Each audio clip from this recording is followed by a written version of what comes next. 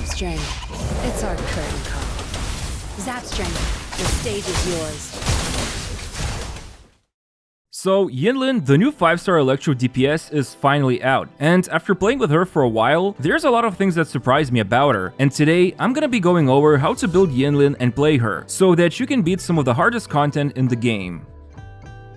So let's start with the most important part of the video, what kind of potential Yinlin has, and how do her abilities work. Now, I'll be using her with the Void Thunder set to showcase her abilities and damage, but keep in mind, Moonlit set is also a very viable option as well, and I'll talk about this more in her build section of the video. Also, just look at these stats she has. I got extremely lucky with the substat rolls. Now, starting with the basic attacks, it's a 4-string combo, and the damage won't be big here, at least compared to the rest of her kit, but we can also see that her 3rd and 4th hit have a pretty long animation, so you can do swap cancel on them when needed. And as for her heavy attack, it's not great. I don't recommend using it, at least not until she has her forte gauge full, which I'll talk about in a moment. Now, Yinlin's skill is very interesting. When you cast it, she deals pretty great damage with it, and then up to 4 times when using her basic attacks, she can trigger this coordinated attack called Electromagnetic Blast. It's pretty small damage, nothing amazing, but it does help build up her forte gauge faster.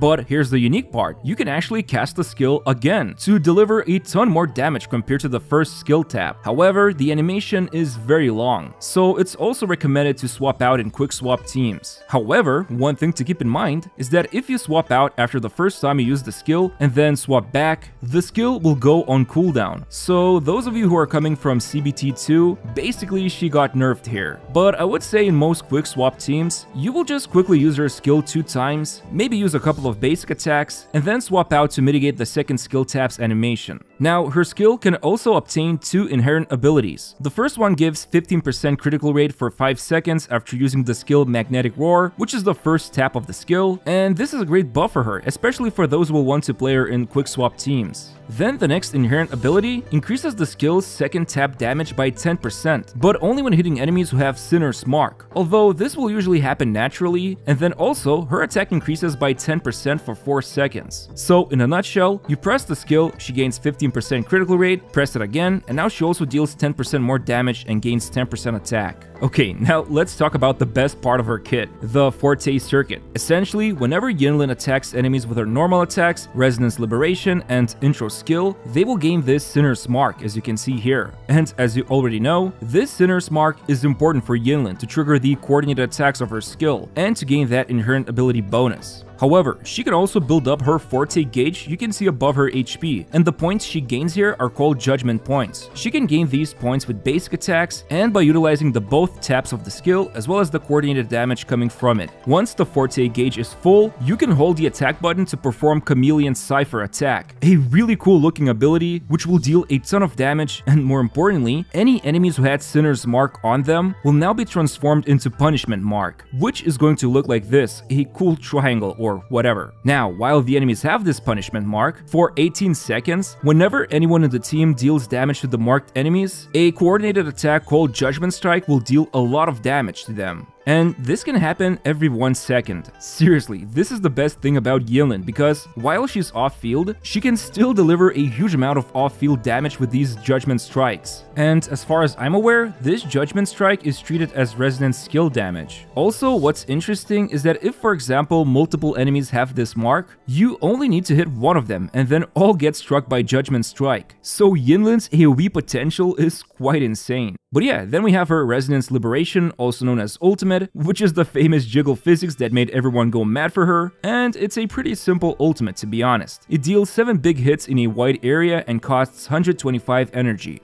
Finally, there's also her intro and outro skills. Her intro is like what most characters have. When swapped to her, she delivers 10 hits for a decent amount of damage, and of course, like the other abilities in her kit, she also restores Concerto energy, which is needed to trigger her outro skill. Speaking of which, the outro is pretty insane for Electro teammates. When she performs it, the next character you swap to will have their Electro and Resonance Liberation damage amplified by 20 and 25% respectively. So, Kolkaro mains and even Yuanwu enjoyers will love this. In fact, since she boosts liberation damage, any character can utilize this who has a good ultimate, like Havoc Rover. But there's a big but here. outro skills have been nerfed, so this amplification bonus will be lost if you swap out with the character. For example, you do Yinlin's outro, swap to Kalkaro, and then you do his first death messenger. And by this point, after swapping out, he has lost Yinlin's outro buff. So you cannot do all those quick swapping shenanigans like swap canceling Kalkaro's death messenger and still retain the outro buff for whole duration.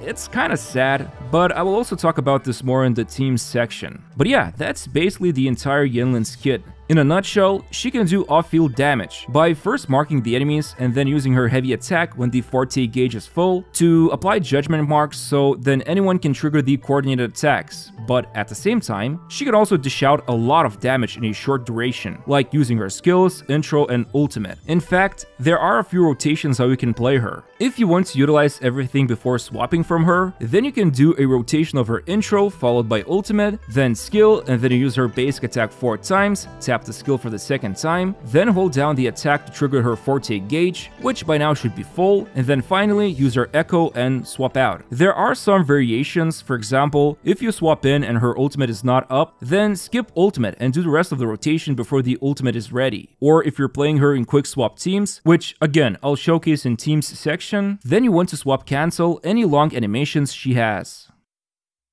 Okay, so I have some good news and bad news. The good news: she has a fairly simple build. The bad news? Her weapon choices are kinda limiting, with no great options for free-to-play players, except for a few special cases. So what do I mean by this? Well, if we take a look at her signature Stringmaster, it provides insane amount of critical rate from the substat, and the passive is also absolutely disgusting. This weapon, compared to her second best option, Cosmic Ripples, can deal between 12 to 30% better damage, which is nuts. And yeah, then there's Cosmic Ripples, which is more or less a stat stick, providing a ton of attack and energy regen from the passive, while the basic attack buffing here is not super relevant. Then the next option would be the Battle Pass weapon Augment, which at full refinement can be almost as good as Cosmic Ripples, if not better in some cases. And even with no refinements, it's a very solid option to go for if you cannot pull on Yinlin's weapon banner. And then the fourth option is Jinzo Keeper. It's alright, definitely lags behind the other 3 options, and it's still a gacha weapon if you want to max refine it.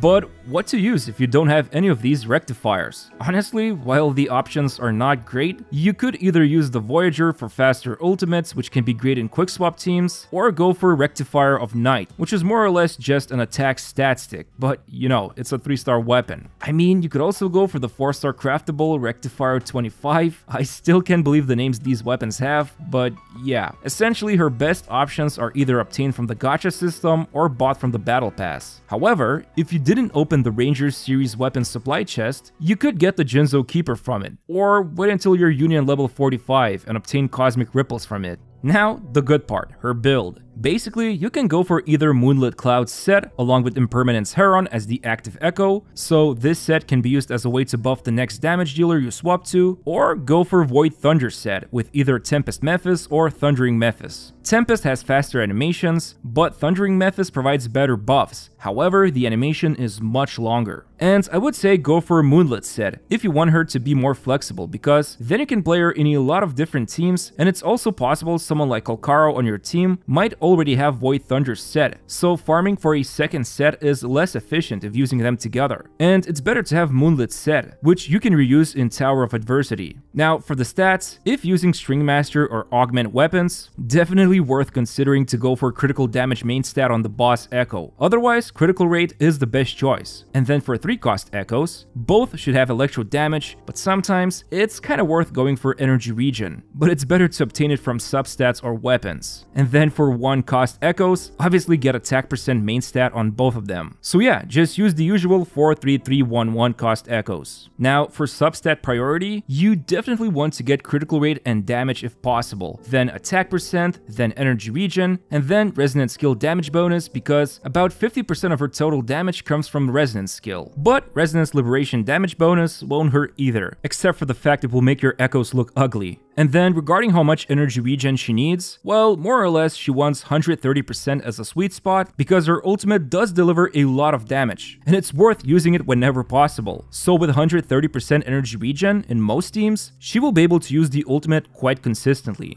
Oh, and of course, you can mitigate some of these choices if you don't have them, like using attack percent 3-cost Echo and going double 2 set with either Void Thunder, Lingering Tunes, or Moonlit set.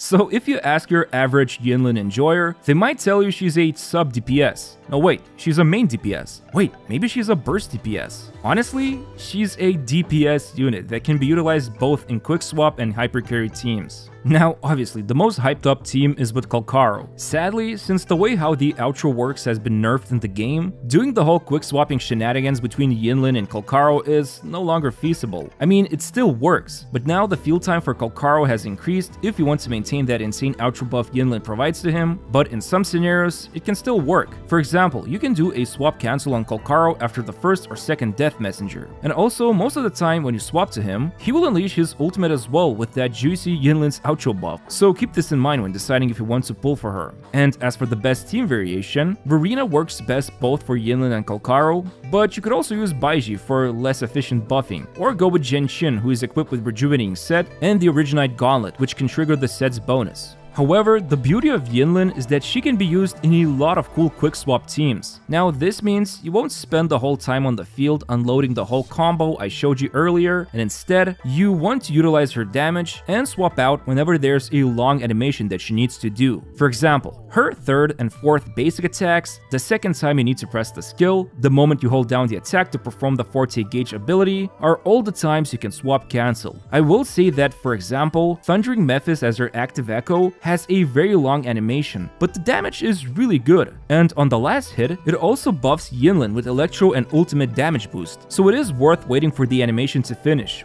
But in endgame content, you might need to swap cancel this animation to avoid getting hit for lethal damage. Anyway, so some teams that are really amazing with quick swap Yinlin would be Encore and Genshin or Verena. Genshin of course wants to use the Rejuvenating Set with Bell Echo and Originite Glove to provide all the boosting for the team, and I would say in endgame content, it's not worth building up her shield because it just takes too long. So just utilize the outro buff she provides and the Rejuvenating Set bonus she can apply on the team, as well as the ultimate which can gather up the enemies. Now as for Encore, swap cancel her skills, and when you use her ultimate, usually you just want to quickly build up the Forte Gauge and do the heavy attack and swap out, since it takes a really long time to charge up. And yeah, then there's also Havoc Rover variation team you can see here. Again, support can be Verena or Genshin or Baiji, but with Rover, you just want to always make sure to use her ultimate and then Dreamless Echo, so it can then do a lot of damage, but when Dreamless is on cooldown, it's fine to just spam the skill and few attacks.